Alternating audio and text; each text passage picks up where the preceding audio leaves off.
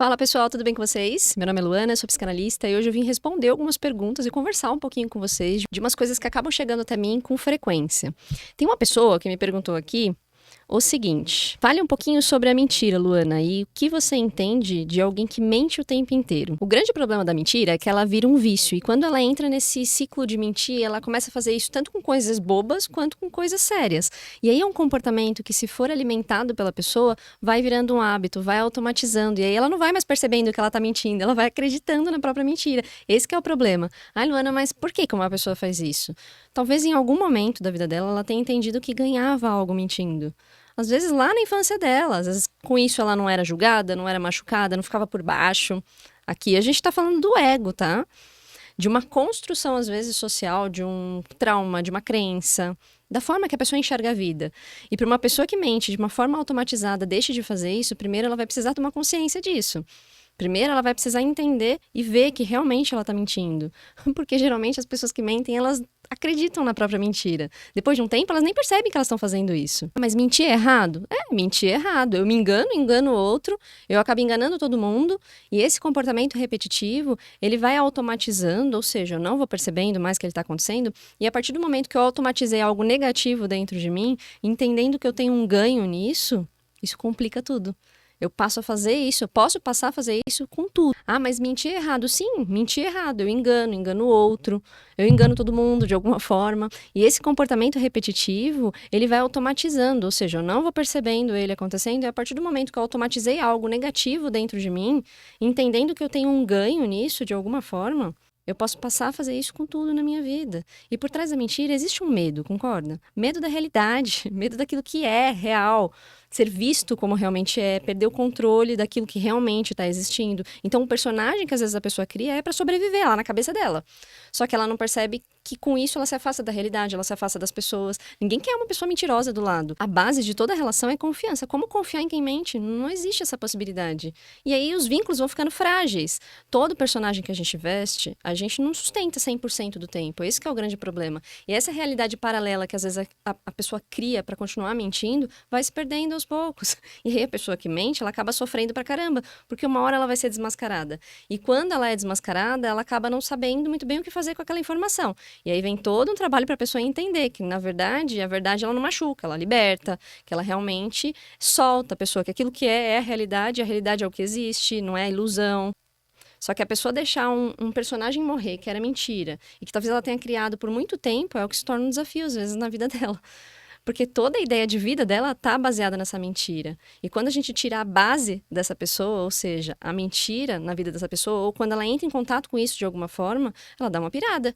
Outra pergunta e outra questão que me trazem com frequência, né? Eu tento falar para a pessoa que eu tô me relacionando sobre regras e ele diz que é por isso que ele gostaria de ter um relacionamento aberto. O que você acha sobre isso? Se você tem uma mania de achar que tudo que tem regra é chato, é porque você não amadureceu. Você ainda enxerga a regra como algo negativo na sua vida, assim quando a gente era criança. A gente também via dessa forma. A gente via a regra como algo negativo. Se você acha que um relacionamento aberto é bagunça, é porque talvez você também não tenha entendido essa dinâmica. Porque a gente chama de relacionamento aberto, o que a gente chama de relacionamento aberto hoje em dia também tem regra. Tem a regra do relacionamento aberto. Existe uma regra daquilo que pode, daquilo que não pode, daquilo que é bacana, daquilo que não é. Existem combinados, existem acordos entre aquelas pessoas. E de verdade, qualquer tipo de vínculo com alguém gera uma responsabilidade. Essa tentativa de ter um relacionamento aberto para fugir da responsabilidade de pensar com respeito no outro, na minha visão, é totalmente inviável. Não existe isso. Uma pessoa que acha que perde por dar satisfação ou por satisfazer alguém, uma pessoa que se considera presa de alguma forma por avisar aquela que ela se relaciona para não deixar a outra preocupada, se importa, uma pessoa que vê problema e se sente controlada por ter conversas mínimas dentro de qualquer tipo de vínculo, não está pronto para se relacionar de alguma forma. Pode ser aberto, pode ser fechado, pode ser entreaberto, não importa. Essa pessoa não vai estar preparada. Então, sem regras, a gente acaba se perdendo na vida, os limites se perdem e o desrespeito aí ele acaba se implantando na relação. Liberdade sem regra vira um caos em qualquer lugar, em qualquer relacionamento, em qualquer tipo de coisa. Delimitar as coisas também é um cuidado e a gente não pode se esquecer disso. Nada é terra de ninguém.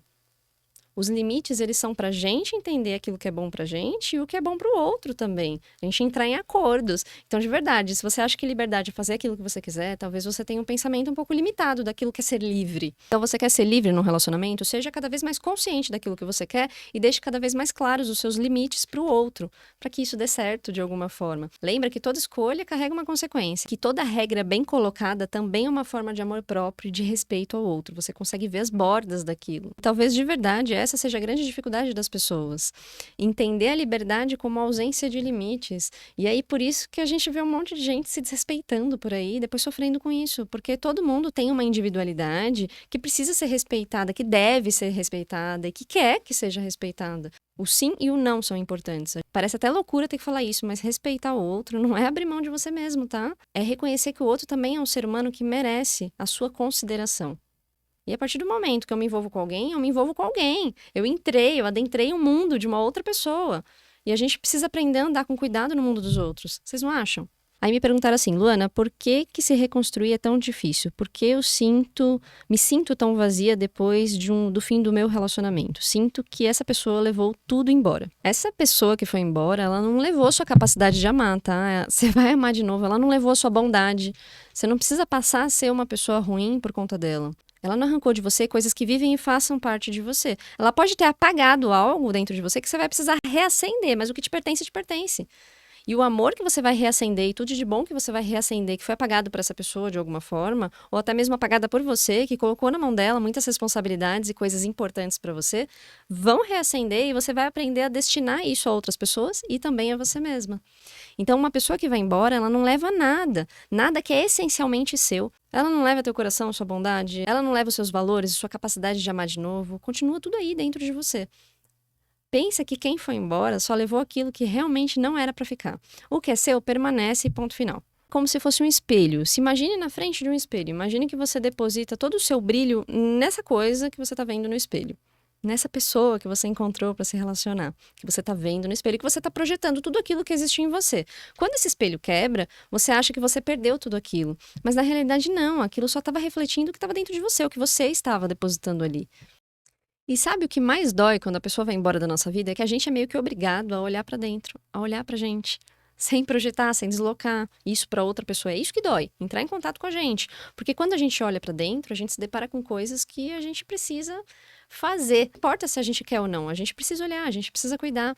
São as nossas dores, os nossos traumas, que são as crenças que a gente carrega, as nossas sombrinhas de alguma forma, que estão ali. Enquanto você buscar a todo momento se distrair com pessoas nos seus relacionamentos, vai pesar voltar pra dentro de si. Vai doer olhar pra dentro. Olhar pra dentro depois de um término é pior ainda, tá? Do que quando você tá namorando. Eu falo pros meus pacientes, vamos olhar pras nossas dores, pras nossas coisas, enquanto a gente tá com outro que fica um pouquinho mais fácil, principalmente se tá relacionado a essa parte emocional da carência. Você vai precisar reconstruir o que você terceirizou com o outro. Esse que é o ponto agora. Então, de verdade, eu acho que essa sensação de perda é uma perda de você com você mesma. Você perdeu você mesma nessa relação e agora você tá tentando se encontrar. Mas aí você fica igual uma criança. Não quero me encontrar, eu quero encontrar o outro, eu quero ficar com o outro, eu quero o outro.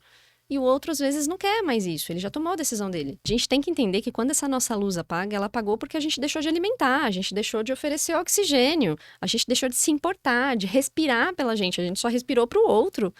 E aí a nossa luz vai apagando, vai se tornando uma brasinha, e aquela brasinha fica ali, ó, um tempão precisando ser vista ao longo do relacionamento, enquanto você tá só alimentando o outro, e o outro não teve a menor percepção de também trocar com você, de também trocar esse amor com você, de também alimentar as coisas dentro de você de alguma forma e fazer respirar essa chama que existe dentro de você.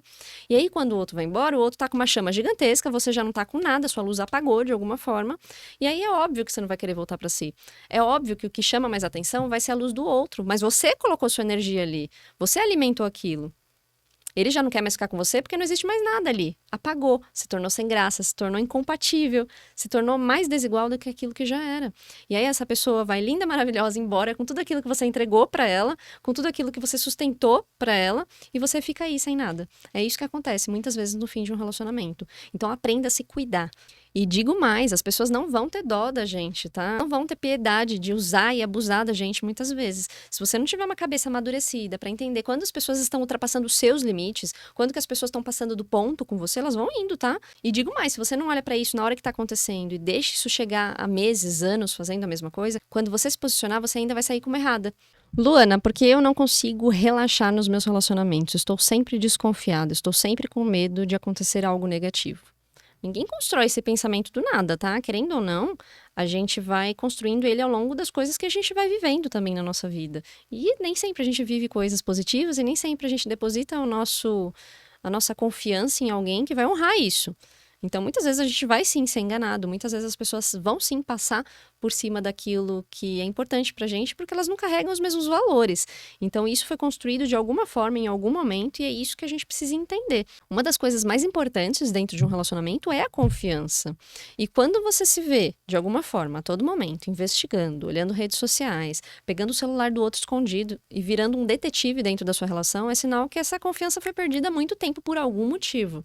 E aí eu trago duas opções aqui. Ou realmente a confiança foi quebrada por esse alguém que errou com você e você disse que perdoou, mas lá dentro o perdão ainda não aconteceu de verdade e você seguiu porque a vida tá caminhando de alguma maneira, mas você ainda carrega dúvida dentro de você, dor, desconfiança e sem perceber você começa a vigiar essa pessoa a todo instante para se proteger de alguma maneira ao invés de tomar uma decisão de ir embora. Ou toda essa falta de confiança vem de um problema silencioso de dentro de você. Quando o problema de fato não está em algo que a pessoa tenha feito ou deixado de fazer, esse problema está em você. Muito provavelmente está lá nas suas feridas, nas suas inseguranças antigas, nos seus traumas do passado, em alguma história de infância que fizeram você acreditar de que talvez você não era suficiente, de que o outro é sempre melhor do que você, de que de alguma forma o outro vai te deixar a qualquer momento, então você tem que batalhar muito por isso. Só que essa desconfiança sendo alimentada a todo momento dentro de você, ela destrói pouco a pouco a paz de qualquer um, de qualquer ser humano nessa vida. Porque ficar a todo momento em alerta, ficar a todo instante vigiando tudo o que acontece, com medo de acontecer alguma coisa, fala que você está insegura. Ninguém consegue se conectar verdadeiramente inseguro. Para a gente fazer uma conexão, a gente precisa estar presente, relaxado. E aí você acha que você está fazendo conexões, mas você não está. Você está fazendo conexão com medo. Você está fazendo conexão com a dor, com o sofrimento, e não com a pessoa de fato.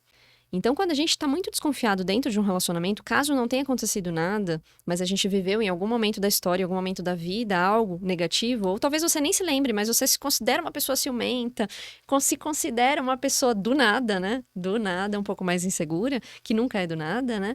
Tá na hora de começar a olhar para trás. Tá na hora de começar a olhar como que você construiu a sua estrutura. A gente é o resultado da nossa infância, a gente é o resultado de tudo aquilo que a gente vive na realidade, né? Então, por que eu tô vendo a vida dessa forma, desse prisma, com essa lente? Às vezes a gente precisa olhar para nossa carência que faz com que a gente enxergue tudo como dúvida, tudo como duvidoso, tudo como algo ruim, incerto, negativo, como algo instável de alguma forma. Essa necessidade de tentar controlar tudo o que acontece no seu relacionamento, mesmo que não tenha acontecido nada, que você chama de cuidado de alguma forma, pode fazer com que você se sinta cada vez mais sozinho e o outro não vai corresponder e vai acabar indo embora, porque ninguém quer ser controlado 100% do tempo. Esse estado de vigilância constante, ele é exaustivo, tanto para o outro quanto para você. Porque quando o seu corpo, a sua mente não confiam, eles ficam tentando antecipar o próximo golpe, como se você fosse morrer a qualquer instante. Como se você estivesse realmente em perigo, como se você fosse se perder. Entenda que você desconfia não para evitar uma traição, mas para evitar um abandono. É ali que está pegando. Você não quer sentir de novo a partida de alguém, porque talvez já tenha acontecido de mais uma pessoa. No dia que as pessoas entenderem que tudo que elas vivem dentro de um relacionamento não é sobre o relacionamento em si, mas é o resultado de coisas, ideias, traumas, questões que ela carrega e que ela enxerga na vida como a única opção, os relacionamentos eles vão melhorar. Quando você confia em você de alguma forma, você não precisa ficar fiscalizando ninguém a todo momento, você não precisa ficar paranoico com as coisas. Ninguém precisa vigiar aquilo que é verdadeiro e aquilo que tá ali pra gente, não se esqueça disso.